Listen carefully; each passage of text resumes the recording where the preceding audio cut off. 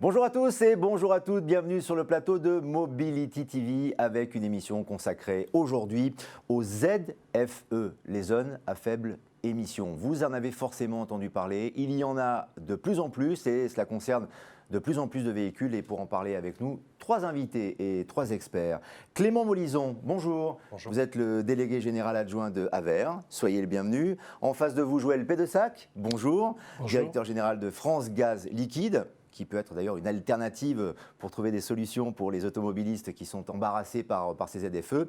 Et Arnaud Pigounides, bonjour. Vous êtes le président de Rétrofutur. Vous aussi, une belle solution avec votre concept pour proposer des voitures transformées à l'électrique pour éviter ces fameuses zones. Pour bien comprendre, Clément Molison, peut-être un tout petit peu de théorie et de pédagogie. Ces zones, il y en a beaucoup. Les fameuses vignettes critères, les voitures sont obligées, si elles sont trop polluantes, d'avoir ces vignettes.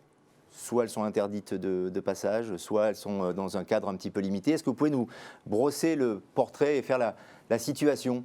Oui, bien sûr. Il faut rappeler le point de départ en fait, de ces zones à faibles émissions. C'est des questions de santé publique, de qualité de l'air. Un certain nombre de métropoles, d'agglomérations en France ne respectent pas depuis des années des normes de qualité de l'air. La France a été sanctionnée à plusieurs reprises au niveau européen, la Cour de justice, le Conseil d'État, la Commission européenne. Donc il y a eu ce besoin-là de contraindre d'une certaine façon ces agglomérations à limiter la circulation de véhicules polluants au sein de ces villes.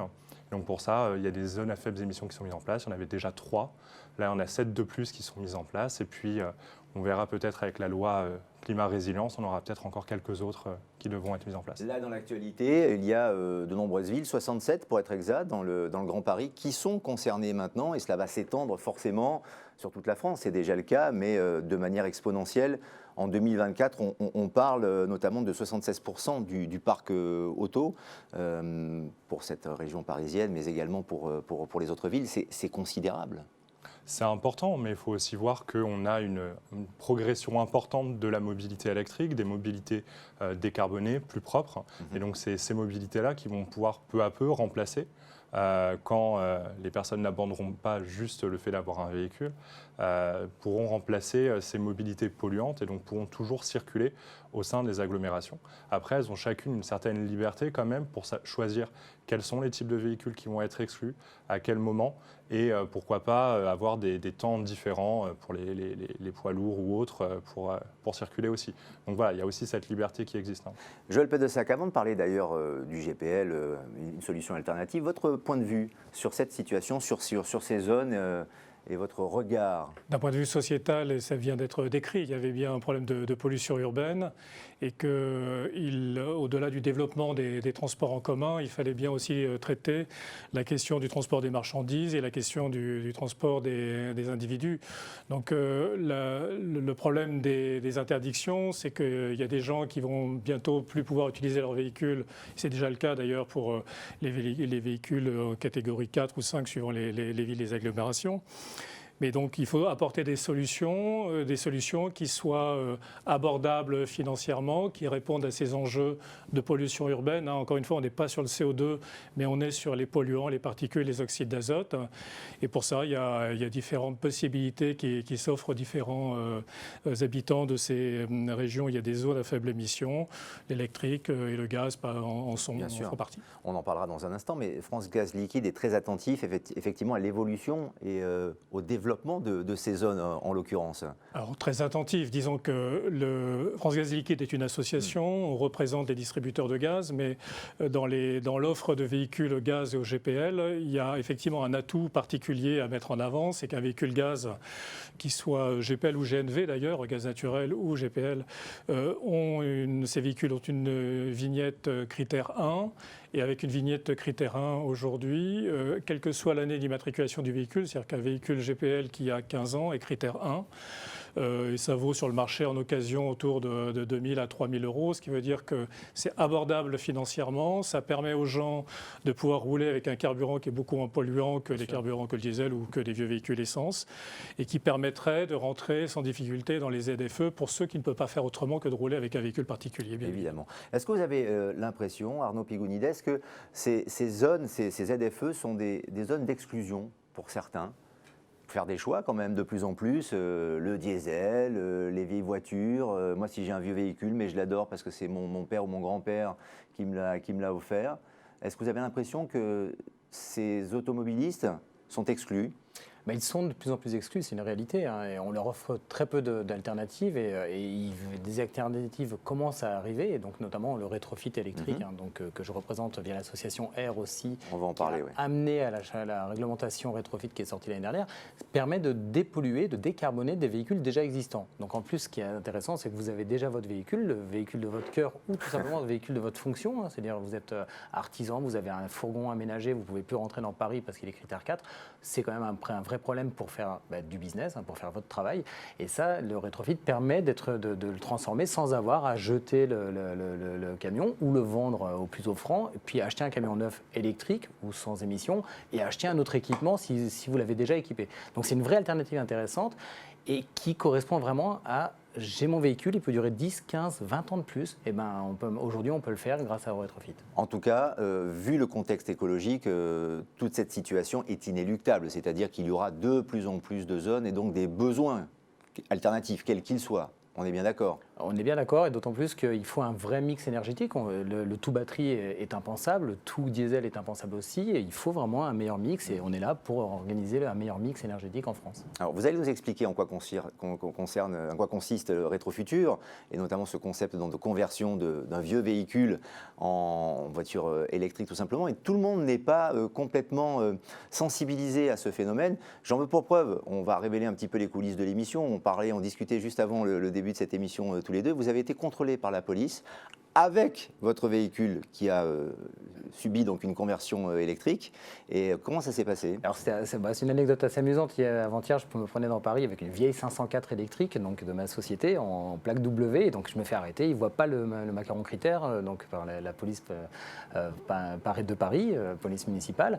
Ils ne voient pas. Ils me font votre critère, donnez-moi votre carte grise. Ils ne comprennent pas parce que alors j'ai fait mais moi je ne suis pas une voiture de collection, je suis une voiture électrique. Et là ils me regardent comme ça. Et donc j'ai ouvert le capot. 504 électrique. Oui, une 504 électrique de 71. Et donc j'ouvre le capot et là,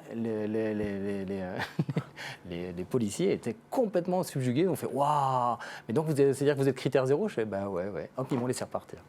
Très bien, voilà. Ça veut dire que ça fonctionne, ça marche. Ça fonctionne, mais ça veut dire qu'il y a aussi des contrôles et de plus en plus de contrôles qui n'existaient pas avant. Donc en fait, c'est aussi ça va devenir vraiment une contrainte.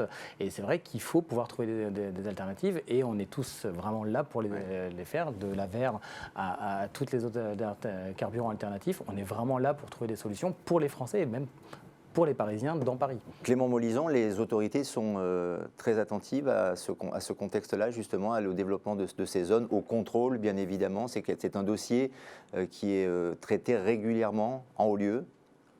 Alors, j'imagine, je ne suis pas dans les cabinets ministériels non plus toutes les semaines, mais effectivement, c'est vrai que c'est un sujet qui est extrêmement important. Il faut aussi peut-être rappeler quand même que derrière ces zones à faible émission, c'est aussi d'éviter des décès prématurés. On parle de 48 000 décès prématurés par an.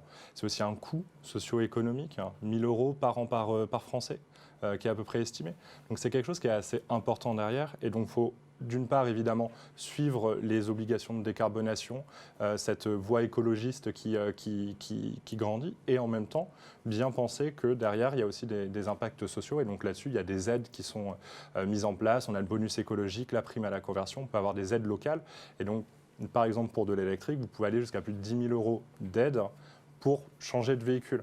C'est quand même assez considérable aujourd'hui.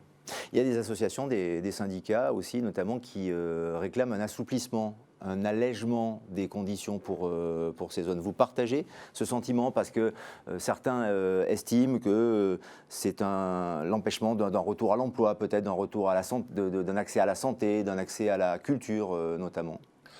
Je peux le comprendre, mais c'est aussi reculer pour mieux sauter. C'est-à-dire que il y a aussi un enjeu qui est très immédiat. On a une transition qu'on doit réaliser en moins de 30 ans. C'est très, très important. Et donc, il faut pouvoir accompagner les différents publics par des aides, d'une part, mais aussi l'intermodalité, développer les transports publics.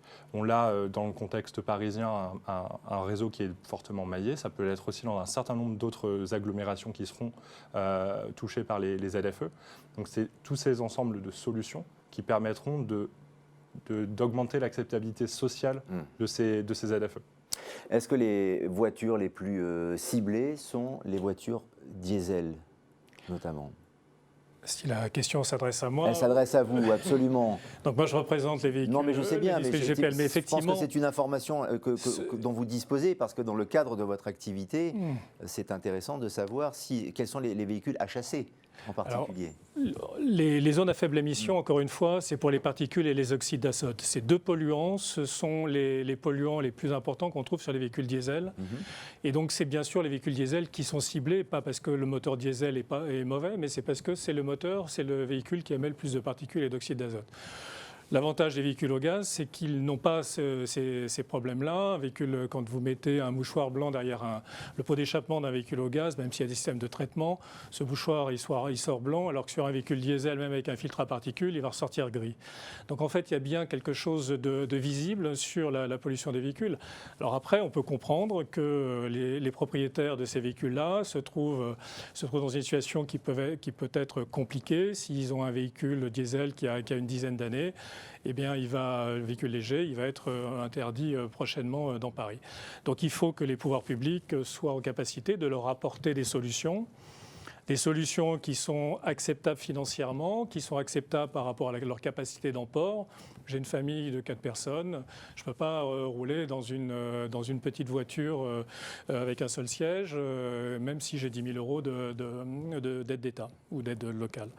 Donc un véhicule GPL peut permettre d'apporter cette solution-là. C'est un véhicule normal, c'est un véhicule qui fonctionne avec du gaz et avec aussi un peu d'essence. Il y a à peu près 1650 stations en France qui permettent de s'approvisionner. Il y en a à peu près 300 sur la région parisienne, avec un carburant à 82-83 centimes du litre en moyenne. Donc c'est moins cher qu'à l'essence, c'est moins cher qu'au diesel aussi. Et le véhicule en lui-même ne coûte pas plus cher qu'un véhicule essence. Je n'ai pas à faire la pub de Dacia, par exemple, mais Dacia a toute son offre en GPL ce qu'on appelle première monte, en véhicule neuf, et tous ces véhicules-là sont vendus au prix de l'essence. Et après, il y a une deuxième type d'offre, et je rebondirai sur ce que Arnaud présentait tout à l'heure. Prolonger la durée de vie d'un véhicule, c'est éviter de le mettre à la casse, parce que c'est finalement un véhicule qui est en état de fonctionner, on peut le prolonger sa durée de vie. S'il est classé critère 4, parce qu'il roule à l'essence et qu'il a 15 ans, il y a la possibilité de les transformer, de les équiper au gaz.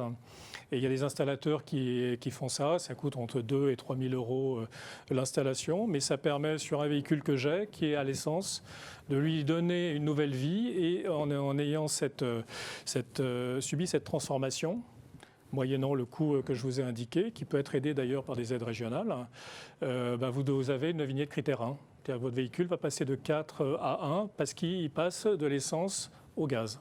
C'est une solution effectivement pratique. Vous avez cité le nombre de stations GPL. Est-ce que ça veut dire qu'en termes d'accessibilité, c'est autant, plus ou moins que les stations, on va dire, classiques de carburant? Il y a à peu près 10 000 stations en France qui distribuent de l'essence et du gazole. 13 000, je crois, au total, c'est ça? 13 000, je crois, au total. 10 500, c'est 10 500, la grande distribution et les stations pétrolières, c'est 10 500 au total. Et c'est un nombre qui a plutôt tendance à se restreindre, parce qu'il y a des stations qui ferment et il y en a peu qui ouvrent. Donc sur ces stations-là, il y a 1600 points de distribution de GPL, et ça veut dire une station sur 7, pour faire simple. Et quand on se concentre sur les zones à faible émission, dans les agglomérations où il y a des zones à faible émission, c'est là où il y a le plus de stations, puisque c'est là où il y a le plus de population. Donc en gros, les stations GPL, on va les trouver dans les agglomérations et sur les principaux axes routiers, les autoroutes et les grandes routes nationales. Très bien. Alors le GPL, évidemment, ça fonctionne, mais ce qui marche aussi, c'est la conversion à l'électrique. On en vient à Rétrofutur en détail. Comment ça marche tout simplement. Comment ça marche? C'est un procédé qui est vieux comme le monde, vieux comme l'automobile, puisque même avant les moteurs thermiques, il y avait les moteurs électriques. C'est remplacer un moteur thermique, donc tout le moteur avec tous les éléments, le pot d'échappement et le réservoir, pour le remplacer par un moteur électrique qui est souvent plus petit et incassable, hein, enfin, ou tout du moins qui peut aller jusqu'à des centaines de milliers de kilomètres sans problème, et des batteries. Ou aussi, et c'est dans notre réglementation, une pile à combustible hydrogène, c'est-à-dire qu'on peut convertir à l'hydrogène un véhicule. Le rétrofit, ça consiste, c'est donc à la fois très très simple, mais c'est extrêmement complexe parce qu'on met une demi-voiture neuve ou un demi-véhicule neuf dans un véhicule ancien et ça va du 2 roues jusqu'au bus. Donc vous pouvez imaginer toute l'étendue du rétrofit. Le rétrofit électrique, c'est en gros tout véhicule qui a plus de 5 ans peut être transformé. Donc vous disiez tout à l'heure vieille voiture, mais en fait une vieille voiture c'est une voiture qui a 6 ans. Et donc du coup on peut transformer tout le parc actuel. Je reviens sur les chiffres de tout à l'heure. En fait, quand on parle d'un meilleur mix et qu'on appelle tous, c'est qu'en fait en gros aujourd'hui 98% du parc, sur les 41 millions de véhicules, 98% sont diesel et essence. 23 millions de diesel en France. C'est-à-dire qu'en gros c'est même pas 40-60, c'est 98-2. Donc en fait, il faut diminuer tout ça et donc le rétrofit permet de diminuer ça. Qui plus est en faisant des économies sur le châssis. On parlait tout à l'heure de l'économie de ne pas reproduire un véhicule inutilement. C'est bien d'en reproduire, c'est bien d'acheter du neuf, c'est bien qu'il y ait un remplacement, c'est la meilleure des choses pour que ça soit plus vertueux, mais il faut aussi éviter de gâcher. Et d'ailleurs, l'ADEME, l'Agence de développement de l'environnement, vient de publier une analyse de cycle de vie du rétrofit qui a été très soutenue parce qu'elle montre que le rétrofit permet de réduire les gaz à effet de serre, l'émission de gaz à effet de serre de 66% en moyenne versus maintenir en diesel un véhicule entre la 10e et la 20e année du véhicule. Et versus mise à la casse et achat neuf, on est à 56% en moyenne. C'est-à-dire que c'est une vraie avancée économique, écologique et surtout qui est à la portée de tous. Est-ce que ça coûte plus cher? Est-ce que ça coûte cher? Y a-t-il des aides, des primes? C'est plus cher que le GPL, inévitablement, puisque en gros la batterie coûte cher. Et c'est vrai que la batterie n'aide pas à la sobriété puisque la course à l'autonomie fait que les gens veulent toujours plus de batterie. Nous, on n'est pas des fervents du tout batterie, d'autant plus que l'hydrogène est une belle alternative aussi, puisque c'est de l'électrique aussi. Hein, l'hydrogène, c'est juste une autre manière de faire de l'électricité et faire tourner un moteur électrique. Donc, mais ce qui coûte cher, c'est que la batterie coûte cher. Mais pourquoi elle coûte cher la batterie? Tous les mois, il y a un indicateur du ministère de la Transition écologique qui montre le prix du kilomètre. En GPL, en essence, en diesel. Et donc, versus le gasoil qui est à environ 7 € les 100 km en moyenne, l'électricité à 2,9 €. C'est-à-dire qu'en fait, c'est 2 à 3 fois moins cher de rouler en électrique. Donc, du coup, c'est comme si vous aviez prépayé du carburant à l'achat que vous allez économiser par la suite. Et au bout de 5, 6, 7, 8 ans, plus vous roulez, à un moment, c'est rentabilisé. Donc, du coup, après, vous faites des économies. J'ai une vieille 504 qui date de 1971, comme vous. Je veux la faire passer chez vous, je veux la convertir à l'électricité, ça va me coûter combien? Très bonne idée. Mais ça va me coûter combien? Ça va vous coûter 18 000 à 20 000 €. Et sur quoi vous avez des aides de l'État, une prime à la conversion rétrofit qui est de 2 500 € pour tout le monde, jusqu'à 5 000 € en fonction des revenus. Que rajoute un bonus pour les véhicules électriques d'occasion et ce sur quoi se rajoutent aussi des aides des régions, pas toutes les régions mais certaines régions se positionnent. En Ile-de-France par exemple, c'est 2 500 € supplémentaires. Donc 18 000 moins 7 000 €, ça commence à être intéressant. Évidemment. Et de toute manière, Clément Montlison, on n'a pas le choix. Non. On n'a pas le choix puisque de toute manière, la loi est là, la pollution, l'environnement, on n'a pas le choix. Donc il faut trouver des alternatives. Y en a-t-il d'autres? C'est vrai que le GPL, c'est vrai que Rétrofutur, tout ça, c'est extrêmement séduisant, c'est très, très adapté. Y en a-t-il d'autres? Alors, c'est vrai qu'on n'a pas le choix. À part marcher à pied, hein, évidemment. Bien sûr, on n'a pas le choix, mais c'est aussi des belles opportunités. Il faut aussi peut-être le prendre dans ce sens-là, même si pour des personnes qui pourraient être exclues de centre-ville, ça ne va pas forcément être vu dans ce sens-là, mais c'est aussi une opportunité de remettre en question ses usages de mobilité, de voir si on peut se passer de sa voiture individuelle, passer à la voiture partagée, ça fait de plus en plus, voir si on peut utiliser d'autres technologies, batterie, rétrofit, hybride rechargeable, hydrogène, gaz. Voilà, il y a un panel de solutions qui existent, qui sont disponibles dès à présent. Et donc, il faut les explorer dès maintenant. Et après, il faut quand même penser aux 20 et 30 années à venir, où il faudra quand même peu à peu aller vers des solutions qui sont uniquement décarbonées, à émissions zéro, parce que c'est ce dont on a besoin pour, à 2050, la décarbonation complète des transports. Pensez à l'avenir, pensez à la planète, pensez au futur et à l'environnement. Merci à tous les trois, merci de nous avoir accompagnés. C'est un sujet passionnant qu'on aura sans doute l'occasion de traiter de nouveau à l'avenir sur les plateaux de Mobility TV. À très bientôt pour une prochaine émission.